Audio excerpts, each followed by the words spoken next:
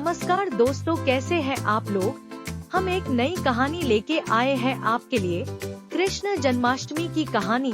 अगर कहानी आपको अच्छी लगती है तो लाइक का बटन दबाएं और चैनल को सब्सक्राइब भी करें। तो चलिए कहानी को शुरू करते हैं। बहुत समय पहले मथुरा नामक एक नगरी में कंस नाम का एक अत्याचारी और क्रूर राजा राज्य करता था। कंस के अत्याचारों से मथुरा की प्रजा बहुत परेशान थी, लेकिन कंस अपनी बहन देवकी से बहुत प्रेम करता था। एक दिन कंस ने अपनी बहन देवकी का विवाह वसुदेव से बड़े धूमधाम से करवाया। विवाह के बाद वह स्वयं अपनी बहन और वसुदेव को रथ में बैठाकर उनके ससुराल छोड़ने जा रहा था। रास्ते में एक अद्भुत घटना घटी। अचानक आकाश में से एक दिव्य आवाज सुनाई दी। उस आवाज ने कंस से कहा, हे कंस, तेरी बहन देवकी का 8वां पुत्र तेरा वध करेगा।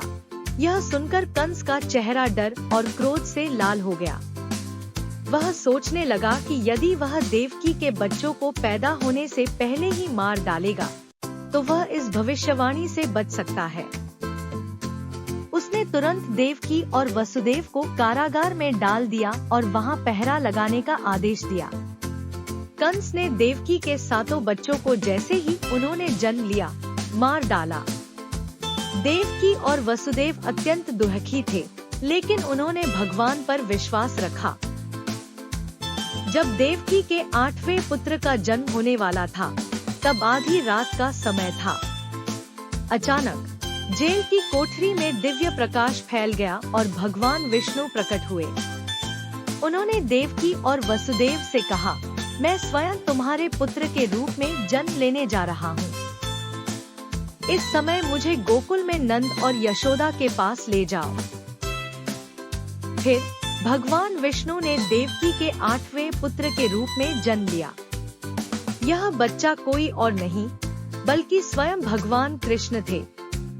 जैसे ही कृष्ण का जन्म हुआ, जेल के पहरेदार गहरी नींद में सो गए और जेल के भारी दरवाजे अपने आप खुल गए। वसुदेव ने देखा कि पूरा वातावरण शांत हो गया था और आसमान में चमकते सितारों के बीच एक शीतल बयार बह रही थी। वासुदेव ने तुरंत कृष्ण को एक टोकरी में रखा और यमुना नदी को पार करने के लिए निकले। उस समय यमुना नदी अपने पूरे प्रवाह पर थी, लेकिन जैसे ही वासुदेव ने कृष्ण को अपने सिर पर रखा, नदी ने अपना जलस्तर कम कर लिया और वासुदेव ने उसे आसानी से पार कर लिया। जब वासुदेव गोकुल पहुँचे, तो उन्होंने कृष्ण को अपने मित्र नंद बाबा और यशोदा माता के पास छोड़ दिया। नंद बाबा और यशोदा माता ने कृष्ण को अपने पुत्र के रूप में स्वीकार किया और उसे बड़े प्रेम से पाला। कृष्ण का बचपन गोकुल में बीता, जहां वे अपनी बाल लीलाओं के लिए प्रसिद्ध हो गए। वे माखन चोरी करते, गोपियों के साथ रास रचाते और अपने मित्रों के साथ अनेक खेल खेलते। उनका चेहरा हमेशा मुस्कुराता रहता था और उनकी लीलाओं से सभी मोहित हो जाते थे। परंतु कंस को जब यह पता चला कि देवकी का 8वां पुत्र कृष्ण बच गया है, तो उसने उन्हें मारने के लिए कई राक्षसों और दैत्यों को भेजा। लेकिन बाल कृष्ण ने अपनी चमत्कारी शक्तियों से उन सभी को परास्त कर दिया।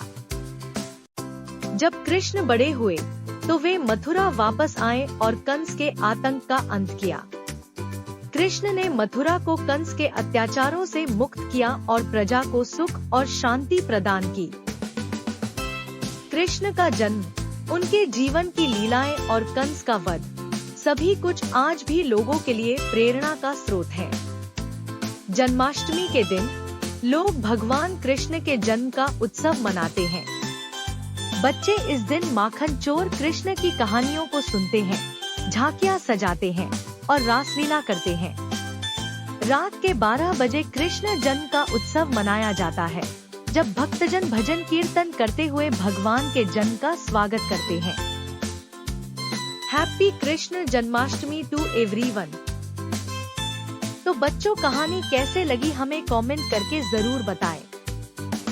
साथ ही वीडियो को लाइक करें और चैनल को सब्सक्राइब करें। कहानी को देखने के लिए आपका धन्यवाद।